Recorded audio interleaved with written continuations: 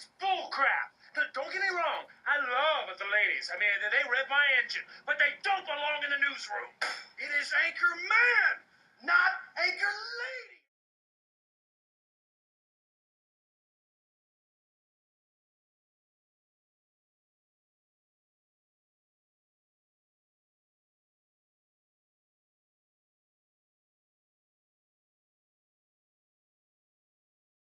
Jane Chastain.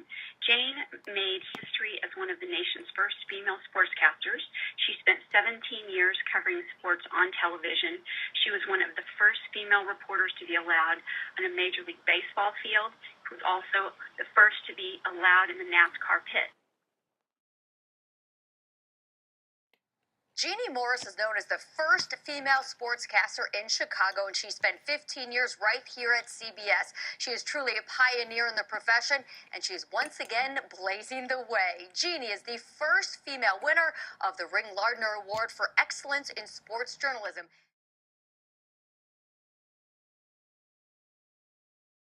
And she will be honored here in Chicago tonight.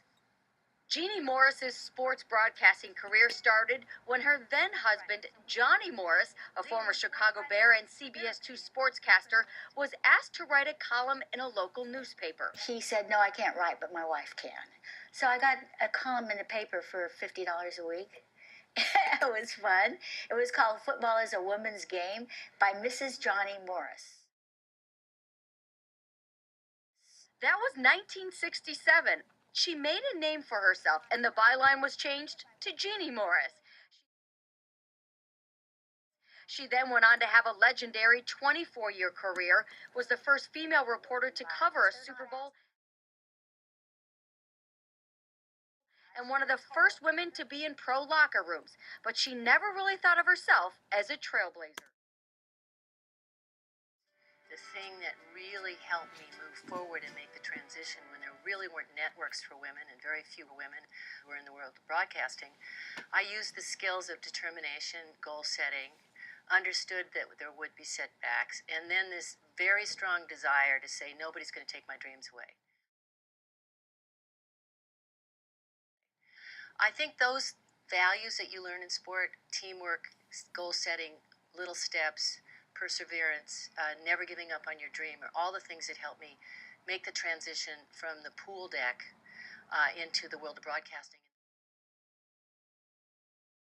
Being Miss America gave me the confidence that I needed to go on to New York. I had a manager who introduced me to Bob Wessler. Phyllis talks. Bob Wessler at the time was the president of CBS Sports.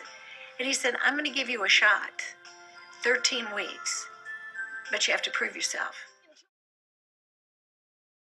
They started sitting down with their husbands and their boyfriends and started feeling comfortable about talking about sports and asking questions, because I was asking them. There's a woman on national TV asking questions that I want to know the answers to. There was never that warm, fuzzy feeling. So when we were trying to do our job and we ran up against the closed door of the locker room, that was very symbolic. It was a woman trying to get into a man's world, trying to break down a barrier to an all-male inner sanctum. And so the establishment was threatened on many fronts. Women don't belong inside the locker rooms where the athletes are. It's not a fair thing for our players.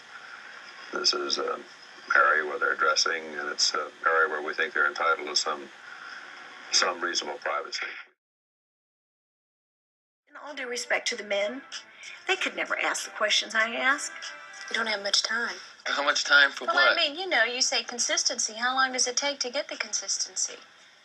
I don't know. People thought it took guts, though, to ask Broadway Joe why his team was so terrible, and did he take responsibility? Joe, thanks for being so honest.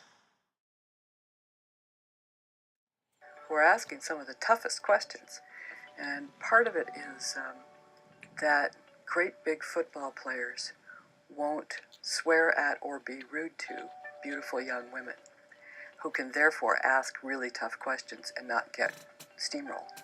You would be disingenuous to say that when these coaches are coming off the field, are they a little bit nicer to a female who wants to interview them? They are.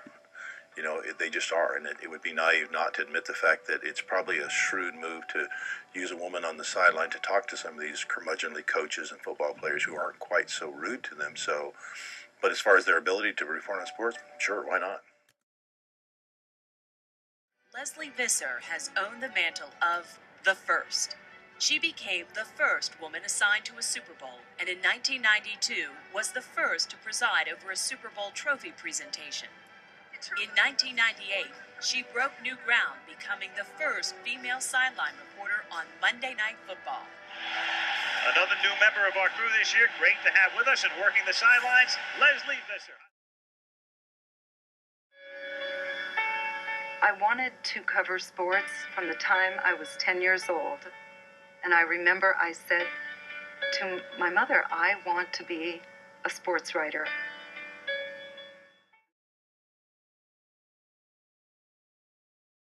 My mother said to me, sometimes you have to cross when it says don't walk.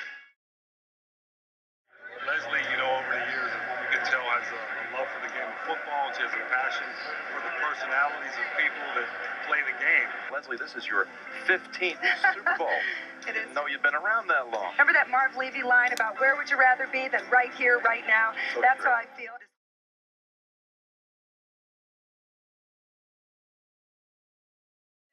You're going to be doing college football on a brand new Fox Game of the Week on Saturdays. How awesome is that? Fox has college football. Exactly. You can come visit us. We're going to be out in LA filming, obviously, and it's going to be a big pregame show leading into our game of the night.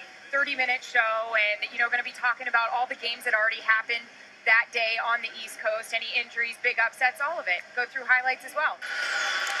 Welcome into the season premiere of Fox 8's Emmy Award-winning Friday Night Touchdown. Now in our 16th season, we're bigger and better than ever. I'm Allie LaForce, back under center. And the season opener is the biggest day of hope for Browns fans because it's normally the only day they're undefeated for a very long time. So the expectation's always high, and they did do a lot of great things until that final play that we just showed you. You're right, Bill, definitely feels like groundhog to Browns fans who have seen the same story play out for 8 straight season openers and 13 of the 14 years since the Browns returned to the NFL in '99.